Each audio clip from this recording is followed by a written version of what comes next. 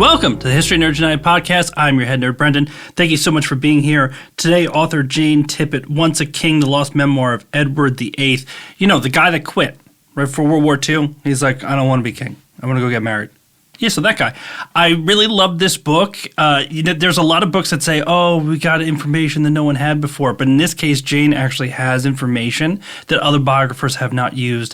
It was a great discussion with Jane. I had so much fun talking to her, which means I'm going to shut up so you can hear her talk. Let's do it. And here we are with author Jane Tippett, Once a King, the Lost Memoir of Edward VIII. Jane, thank you so much for coming on. Oh, thank you for having me. Well, Jane, I think we need to start off with this. You clearly do not have an English accent. Why are you writing a book about a British monarch quitter? I don't know what to call him. What do we call him? Oh, was he a quitter? Well, he certainly was a British monarch. I mean, why am I writing this book? Well, I've had, believe it or not, a long fascination with royalty, with monarchy. It started out actually as an interest in the Romanovs when I was very little. But gradually, as my academic work went on, it became less about sort of the individual stories of royals and more about how monarchy functions in the nation state, how it works culturally, how it influences culture, but how culture influences it. Edward is one of those figures who intersects with really important moments in British history, the First World War, the burgeoning age of media culture in the 1920s, and of course his abdication is one of the pivotal moments of 20th century British history. Why this particular book? Well, because I actually landed on Gold Dust, which was the archive of his ghostwriter, Charles Murphy. Murphy was a Time Inc. correspondent who was not particularly interested in jet set royalty and cafe society of the 1950s, but through mutual friends, met the Duke of Windsor and signed up to be he's called his ghostwriter, but he's really more of his editorial assistant because Edward was really the author of his own text. And his archive, which was deposited at Boston University in the 1990s, has been just missed by everyone else writing about the Windsors. I was admittedly working on a different Edward VIII project when I found the archive, and it was almost immediately clear that I had to pivot and write a different book than the one I was thinking of. Now, again, lost memoir, which means maybe it wasn't supposed to get out. Is Jane Tippett your actual name, or are you in witness protection because the royal family is after you? I am thankfully not in witness protection, and I'm fascinated to think about what the royal family think about this book. He's obviously not a very popular member of the clan. This memoir was lost because it was something that Edward prepared while he was, in fact, writing the published memoir that he did want to circulate. So he approached the project in a way rather oddly. He decided he was going to write an unexpurgated book, one that would sort of cover all the ground he wished to cover. And then from that unexpurgated book, he would draw the material that he would publish, of course, first in Life magazine as part of a series of articles and ultimately as book form. Unfortunately, because basically he was taking too long, this unexpurgated book didn't get finished. So we have only partial drafts that he prepared. But they're so important because he covers so much ground that he felt was inappropriate, published in the 1950s. And I think, we get such an authentic representation of his life from himself. What I do find funny, I don't want to let this go by, as you said, he was taking too long. I like it when I go into a history book and I have this thought in my head of what a person is like. And there is multiple points where poor Mr. Murphy just keeps having to tell people he doesn't know how to work. So I might get like 10 pages out of him in 10 minutes, or it might just be like, oh, I'm just going to smoke and drink today. Maybe we'll get to it. But I mean, we do have to say Mr. Murphy had a rough time of this, didn't he? That's an interesting question because as part of the project, I've been really fortunate to get to know Murphy's family. His youngest daughter is still alive. And, she readily admits that her father was exasperated with Windsor, as the entire family referred to the Duke of Windsor, but that at the same time, he had a real affection for the Duke of Windsor. And I mean, part of his persistence with the project, I think, was because he liked Edward. I think he could have easily quit had he not been driven to make sure this thing was completed. Edward did have to, as Murphy called it, learn the habits of work, how to organize his ideas. I think is another point that Murphy makes. He wasn't, I think, by natural inclination reflective, but Murphy sees that perhaps as part of his heritage, but also part of just the time in which he was brought up. He's not reflective, analytical, or didn't tend toward that. And so Murphy really has to develop strategies that help Edward start to reminisce. And it begins with the fact their work starts out as just Edward speaking, as monologues that are recorded by his secretary. And then gradually Edward is able to move on to drafting his memoir. And the extraordinary thing in a way about the book and this archive was it honed in on this process. And once I was aware of what had actually transpired with their work, I was able to ask the right research questions at other institutions that augmented the material that I've eventually published as this book. And one of those was at the Royal Archives in Windsor, who hold Edward's first handwritten drafts of the memoir in a large box of just uncatalogued and miscellaneous papers. And this is Edward writing in pencil on yellow legal paper. He writes, he crosses out, he rewrites. I mean, you see the authorial process in these texts. And what's also quite remarkable is that much of what he wrote is almost verbatim in the book. So in the book, I'm not able to really talk about his childhood much, because the aim was to reproduce the unpublished material. And almost to a word, what he wrote about his childhood formed part of a king's story, which is quite remarkable and not what we've been led to expect about him, that even he would have had the ability to do that. And I do want to touch on what you just said. The book is mainly, you kind of set it up with a few paragraphs and you might have a large section directly from the memoir. And I say this in my review, a lot of times those books that are written like that, I always say the author is not confident enough that they can write better what the other person has read. But I thought with your book, it's much different. You are clearly an excellent writer. I don't know how you kind of did it because, like I said, a lot of times those books kind of throw me off because there's two voices going on. How were you able to make it so effective that you can write something up, maybe even clarify something that Edward didn't quite get right, and then have his section without feeling like you're constantly going back and forth between the two? Well, I certainly wanted the reader to take away from the book Edward's voice.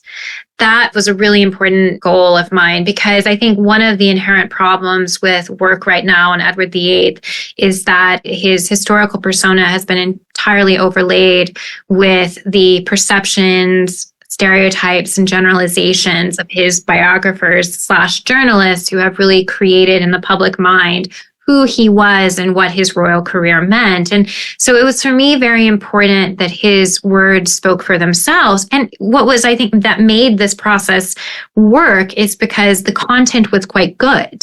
He covers so many subjects. He covers the dynamics of his family life, his relations with his father, albeit in a muted way that conveys the point without, I think, descending into the gutter. But he also reflects on the spiral down of his reign, which, of course, in one of, I think, the most remarkable passages about 1936 and the cruise he went on in the Mediterranean with Wallis Simpson on a boat called the Nolan, where he was photographed and they were photographed together and really caused a sensation in the American press, though not covered in the British press.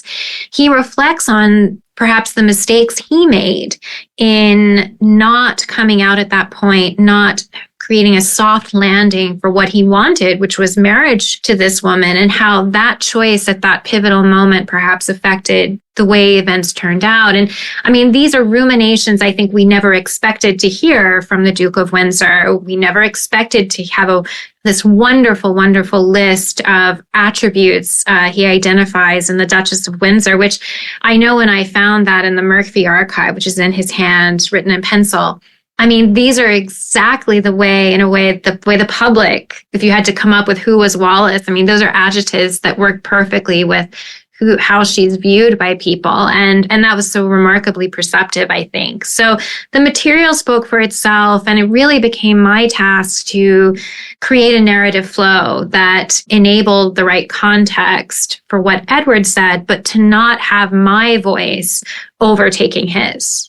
It's got to be hard for somebody that, I mean, if you know history at all, his name is going to come up. This was a big deal and, still is. Is it hard as an author to walk into this because you have to have an opinion of him before you get there? Like, you've just heard too much, and depending on which source, whether you were watching The Crown, whether you were King's Speech, anything like that you have these things that are going to help you form an opinion of him before you dive in. Did you have a particular opinion on him, or did you want to go in as clinical as possible?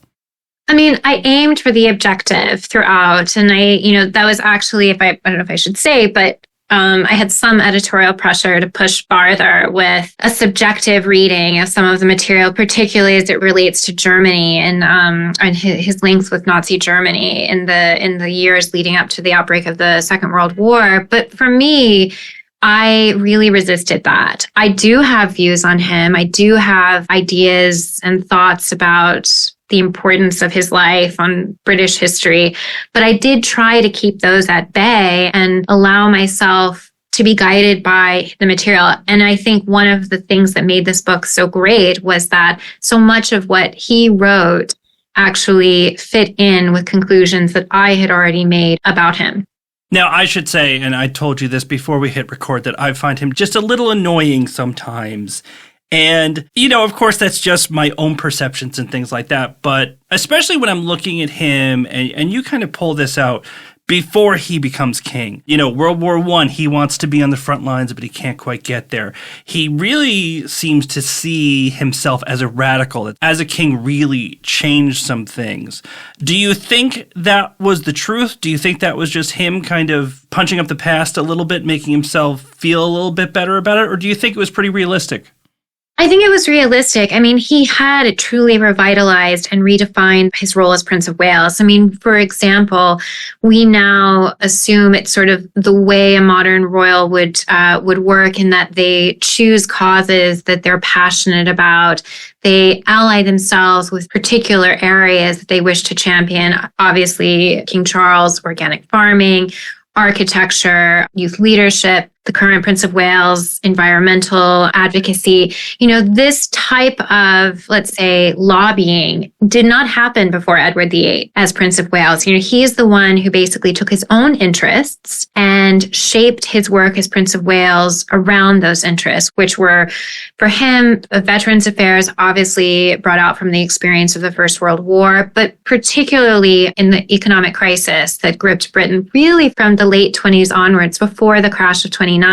He is deeply invested in the problems of social housing and then, of course, mass unemployment that rendered vast areas of the industrial Britain in ruins because people were simply out of work, and these were the causes he wanted to highlight. And they far outseated the kind of charitable brief that had, I think, really been the norm for a working royal, the opening of bazaars, the visiting of a hospital. He far exceeded those expectations. And I think, in a way, the tragedy, of course, of his royal career is that had he taken a long view, I think, of his role as king, he probably could have modernized, could have revitalized that role, probably doing the things that now we accept as kind of the norm for the modern British royal family, but making those happen, let's say, in the 40s, 50s, even early 60s. I wonder, too, and reading through it, I think you can see that I feel, especially after reading your book, that I don't think there was a question there of him wanting to be king. What I really question, though, just reading it, is whether or not he was ready to do what was needed to be king. Would he get mature enough to understand that there are certain things he can't buck against, and there are certain things he has to accept while he's trying to do that? I mean, because listen, a lot of kings and queens, they get there and they got to figure it out on the fly. Do you think he was pretty well prepared to do it, or do you think there was still a lot of growing up he needed to do when he took the crown?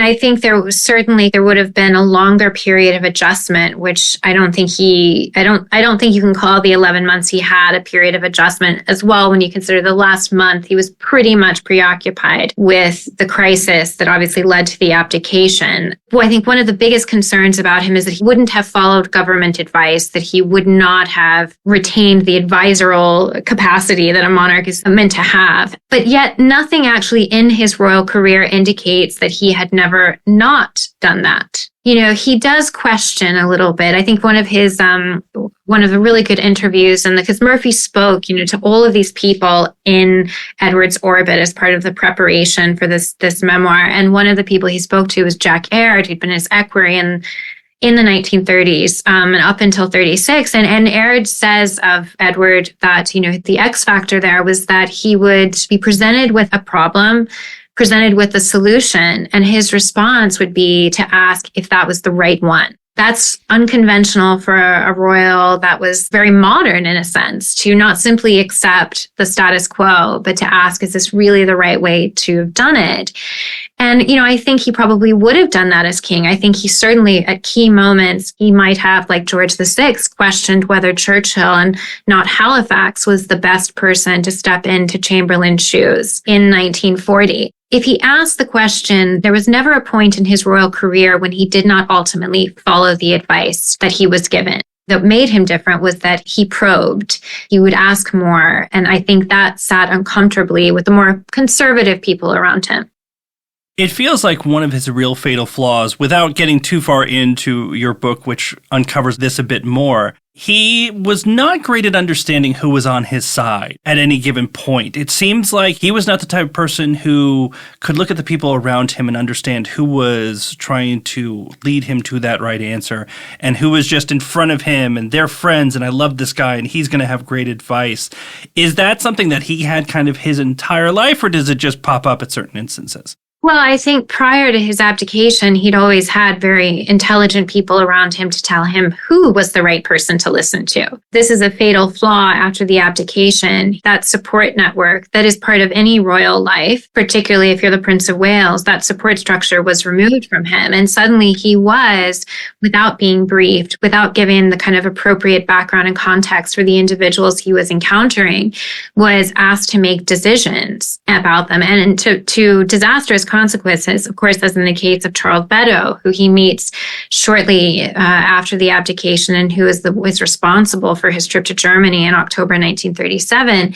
So I think that was a flaw. And perhaps you allude as well to the role of Walter Monckton in the memoir writing process. Sir Walter Monckton was his advisor in the abdication, an eminent barrister, and at times government cabinet member. And Monckton, he never sees that Monckton, while he's advising him, is also, in fact, advising him on the basis of what is good for the British monarchy. He didn't realize that Monckton was not there to support his interests, but instead to advance the interests of the institution. He's not able, I think, to fully discern that really at any point in his life. But again, I think it's because he had pre-1936 always had support in navigating the world around him. Right before the abdication, it wasn't something that happened in, a 24-hour period or something. He didn't seem desperate to hold on to the crown at the same time. He almost seemed like part of him was kind of like, well, I guess this isn't going to work out. But he did take steps to try and figure out a way through it. Do you think his whole heart was into holding on to the crown, or do you think he kind of knew his days were numbered? I think he didn't see a quick solution that would enable him to have both the marriage and the crown. And of course, we forget that in a sense, this happened in such an accelerated pace. The British public learned about Wallis Simpson on December 3rd, and by December 11th, Edward is broadcasting from Windsor Castle and leaving the country. So events moved at an accelerated pace. And although this had been brewing for about a month prior, I think that it was only after it became a public fait accompli that Edward started to actually think about resolutions that would enable him to stay. Now, to clarify that, of course, there had been some discussion prior to the news breaking in Britain that a morganatic marriage might be possible. And that's a marriage where a royal man contracts an alliance with a woman not of royal blood, and she takes a subsidiary title, not a title equal to his own. That was a non-starter for Baldwin's government. And that really is the only kind of, let's say, uncontroversial practical solution that's explored. And the other ideas that he comes up with once the story has broken are extremely controversial. He thinks about broadcasting to the public, asking the public to make up their minds about this situation. I mean, a very much a populist rallying cry. And of course, we should remember that that is taking place in the context of a wave of populism that is happening in Europe, but of course also in the United States with Franklin Roosevelt, who used radio as a really effective and influential means of keeping hold of public approval. So he certainly thinks of that. That's the government refuses. And he toys with the idea of a kind of popular movement of support, which becomes symbolized in something called the King's Party. But the problem with both of those solutions, had he pressed forward, they would have been a radical and potentially constitutionally disastrous outcome. And I think this is one of the areas that Edward doesn't get enough credit. He holds back from testing the limits of his power on the basis that he knows he could create a true constitutional crisis in Britain merely for the question of this marriage. And he refuses to do that. You do have to love some historical irony that, Henry VIII broke from the Catholic Church because of divorce problems.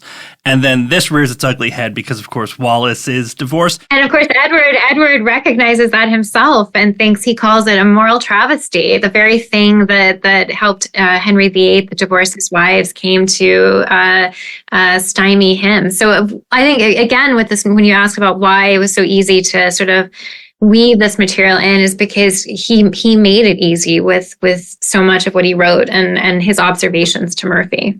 Now, with Wallis, now going back, forget even Edward's view of this.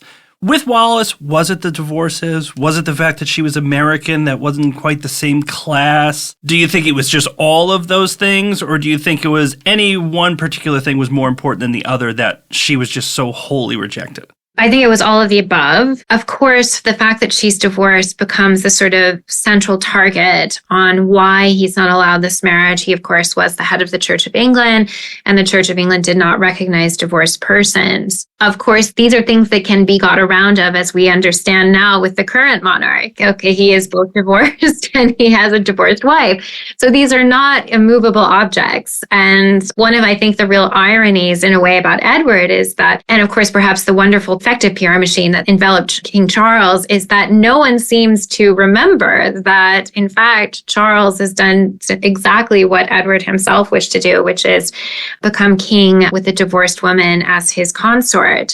But I certainly think there were elements, of course, of her class that influenced opinion about her. Well, when I say opinion, I mean the power brokers in the situation, because, of course, the British people barely knew who she was at the point this crisis is unfolding. Of course, her class in itself is a more complex subject. She certainly was, for an American, and had an aristocratic heritage.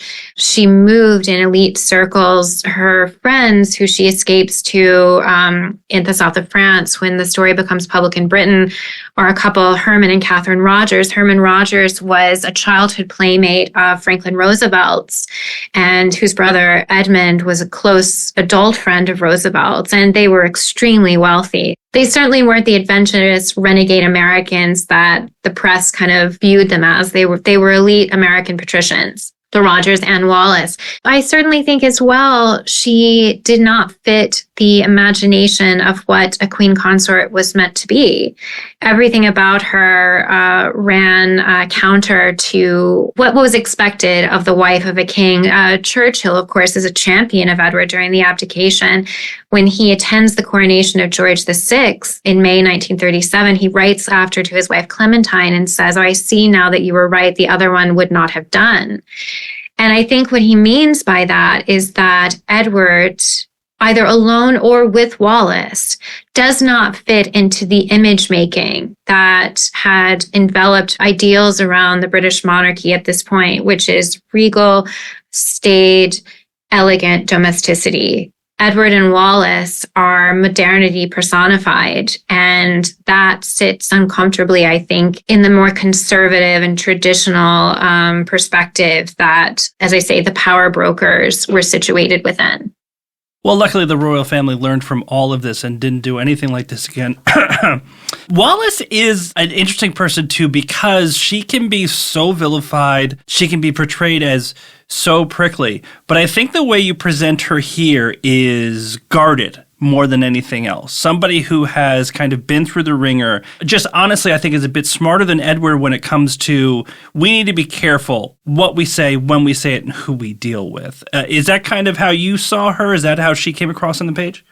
I think she was certainly savvy in many respects. I mean, where she was not savvy, of course, was her understanding of British constitutional politics, which, that didn't serve her well, that ignorance. Again, with Edward as well, I try to present the human side. I try to invite readers to think about these very stereotyped, almost caricatured individuals from a human experience. What must it feel like for Wallis, who is literally facing the ravages of international condemnation for having precipitated the unprecedented abdication of a British king emperor? How must she be coping with that situation and all of the burden, of course, that it left her with, which was, of course, to give him a future life. And I think of course, we're all products of our experiences. And of course, if there is a prickly, exacting, and perhaps defensive woman in later years, perhaps that's a creation of these experiences in 1936 that she undergoes. So I try to invite the reader to step into their shoes. This is the Atticus Finch, To Kill a Mockingbird. You can never understand someone's life unless you step into their shoes and see the world from their perspective. So I hope, by virtue of the fact that, of course, they themselves are speaking, that we get a sense of that. And of course, we can make up our own minds about them as individuals rather than being told how we should think about them. Now, this may be my ignorance, but it's a major plot point in this book, and I did not know it before this. When Edward was deciding to abdicate, he kept Wallis completely out of the decision-making process, which honestly just blew my mind. It's a bad idea, dude. It's a super bad idea. Was this something that was well known and I just never came across it in another book, or was this a bit of a revelation? I think the extent of how much he kept her in the dark is a revelation. And of course, that's something that he himself admits to, which I think makes it all the more sort of shocking that at one point he admits to Murphy that nobody went near her. I kept her isolated and I made the decision. And I think one of course, her tragedies is that she is left to pick up the pieces. She becomes responsible not just for their lives, but of course, publicly responsible for this, again, as I already said. And I think it's important not to lose the point of this unprecedented act, something no one ever could imagine having happened. In a way, it's quite shocking when you realize how in a vacuum he was and how, in a way, he was making these decisions. I think he says at one point, or she says of him, he says, I was alone on the bridge and I even sent my navigators below. And I think that's a really fascinating statement because he directed himself in this crisis. And the people who were around him at this point, who they certainly didn't, like Walter Monckton, his lawyer, George Allen, advising him, they didn't agree, I think, with what he was doing, but basically also didn't try to dissuade him. No one tried to dissuade him. It's fascinating to think how alone he was in this decision-making process. And also, I think it's important to recognize most likely how emotionally fragile he was. I'd say by the point, sort of this has gone on for, when you think he'd been dealing with this, or the ruminations of this crisis for about a month prior to that. It really starts in around the middle of November. By the time he gets to sort of the 6th, 7th, 8th of December, he is an emotional wreck. And like many human experiences, when you're at a point of crisis, there is at some point you just wish it to finish, whatever the outcome. You just simply need a resolution. And I think it's one of the criticisms perhaps of the government that they were intent on pushing him into a decision. They wanted a resolution. They did not want this to go on for weeks of speculation. That's an interesting sort of X factor and how perhaps things might have shifted. Maybe Wallis might have come back. She could have been a voice dissuading him. It became just, it was too quick, too fast. And I think few people thought about what happened on the other side. One of the things, and you set me straight if I'm looking at this the wrong way, because within the book, there's just only a little bit on this, but, there's also plenty of other materials on there. One of the things that's always bothered me about Edward is I feel like he very often never gave his brother George VI his due. Listen, a lot can be said about the royal family, but George VI has a very good reputation leading the country through World War II. And it very much seems, when I've seen things of what Edward said about George, he's almost begrudging, like almost kind of like there's a little jealousy that he got to shine in this particular situation. Am I wrong? Is there a lot more that Edward said that was much more complimentary of his brother, or was there always a little bit of sibling rivalry there?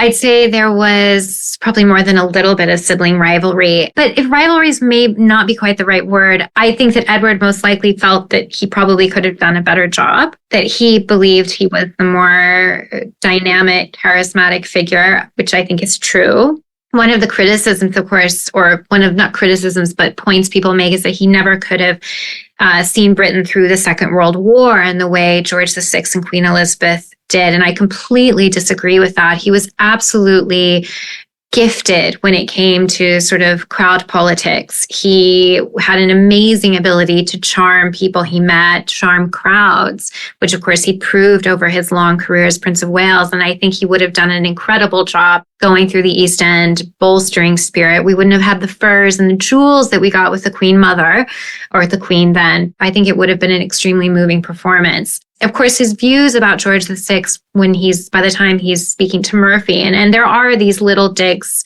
at George VI in the material, though I'd say, and it's important, I think, for people to appreciate, Edward's memoir writing was not seen as revenge on his family. His memoir was meant to document a royal life.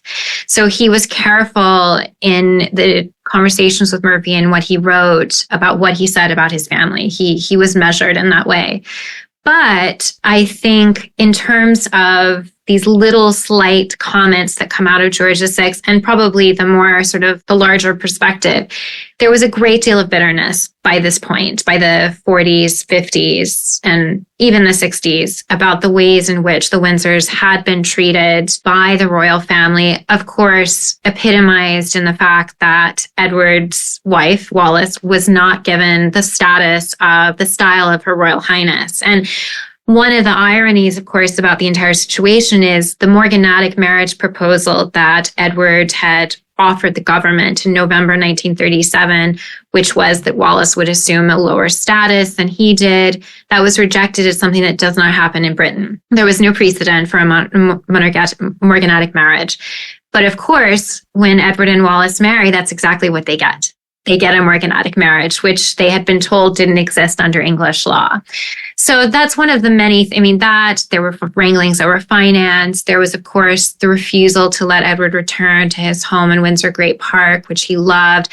That created a huge amount of family bitterness that I think would have prevented Edward from ever really acknowledging the role his brother had played.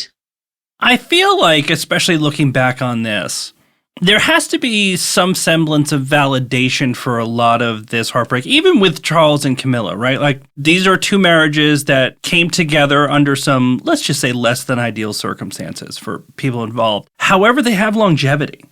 And that was something with him and Wallis was kind of, I think there was also this feeling like this woman is, going to disappear.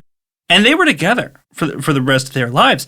So is that kind of a validation, too, that this wasn't just kind of a flash in the pan and he wasn't just making a split-second decision because he was childish? Like, this was something that he actually believed in. I mean, they certainly made their marriage last. I think, like all marriages, probably it had its rough points, rocky patches, but they built lives together. They were, I think, in the end, extremely dependent on one another, and I think that is, in a way, the sadness that there were points at which some form of reconciliation, reintegration of Edward might have been possible. I mean, I really resist these commentators who always say that the sadness that Edward felt and indeed a lack of purpose that I think he did feel in his life in exile was because he longed to be king. I completely disagree with that view.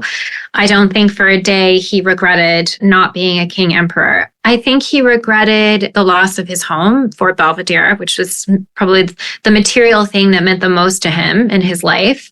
I think he regretted the loss of his country. I mean, again, there's so much conversation around Edward in Germany, and really, it was England, it was Britain. That was where his identification was. And I think he missed forever the fact that he did not live in Britain.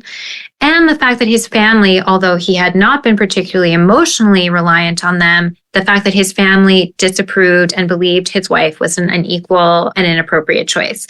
These were the things that made him quite sad. And I think one of the elements of the story that's not discussed often is the royal family's intransigence towards him. Even at the point of like the late 1950s, the 1960s, when they had been married, say 20 plus years, they're an older couple now, and they held tight to the prejudices and estrangements that gripped them in 1938. And of course, for Wallis, that had really painful and sad consequences because she, of course, outlived Edward by more than a decade. He died in 1972 and she in 1986, and she was completely abandoned by the royal family. She was left sort of to the mercies of a very ambitious and probably pretty cruel lawyer who took charge of her finances and person because she was incapacitated health-wise. And the royal family were missing in action. And I think that speaks of something that, like I say, is perhaps not discussed in this hagiographic vision of the Queen Mother and British monarchy of the late 20th century. All right, Jane, this question has to be asked. We're talking about Edward VIII. It has to be asked. You know it too, because it's the end of your book, and you don't have to go through all the evidence. You give a ton of it, but let's just get to it. Was he a Nazi? Of course, was not a Nazi, and nor did I think he was even someone who held fascist or Nazi sympathies with the German government of Adolf Hitler. All right, so listeners, if you think he was a Nazi, just get this book, even for the last couple of chapters. Jane's going to set you straight. So speaking of this book, History Nerds United, sometimes people think history is boring, that, that's a class we took in school, passed it, don't read history, it's boring. I'm going to add a little bit to that question as well. What about for people that say, I don't like Edward VIII. He seemed like a jerk. Why should I read this book? If I sat one of those people in front of you, what would you say? I would say, is that how you'd approach a biography of Joseph Stalin or Adolf Hitler? That you don't like Hitler or Stalin or Chairman Mao, and so you're not going to read a book about him. I mean, I think if you're a history reader, if you're interested in history, if you're interested in the way the world works, we're constantly confronted with personalities that we may not like or dislike, but that's not why we read history. We read history to understand how the world moved, how the world functioned, and of course, how the people who were important influenced those events. And for me, I think, it's not whether you like or you dislike, you love or hate Edward. It's about recognizing him as an important part of the history of 20th century British royalty, which in a way we haven't even touched on why he was so important. But he had a profound impact on the way in which the British monarchy survived in the immediate aftermath of the First World War, when the great dynasties were decimated. And Edward truly becomes the brand ambassador. And because of, I think, his style, his abilities as a crowd pleaser, but also I think his genuinely empathetic approach to the people he met galvanizes support for the British royal family in a way that, in fact, they had never experienced. He becomes an almost Hollywood-like celebrity and lends to the brand a kind of magnetism that was so important in how the British monarchy started thinking about itself for the 20th century and reshaping its identity for survival. None of that conversation happens around Edward currently. It's entirely preoccupied with, of course, the salacious details of the abdication, the salacious details of Wallis Simpson, and then thereafter, these supposed and quite unscholarly accusations of his supposed treachery. So my view about it is you don't need to like him. We just need to realize that he's someone of interest for historical study. Well, Jane, I loved it. I think it's fantastic. Thank you so much for coming on the podcast. Thank you. And that's it for this episode. Jane, thank you so much for coming on. Once a King, go out and get it, folks. You're going to love it. Hit us up, Instagram, Twitter, Facebook. Don't forget our YouTube channel. Got stuff going on there as well. Until next time, nerds, stay cool. History Nerds United.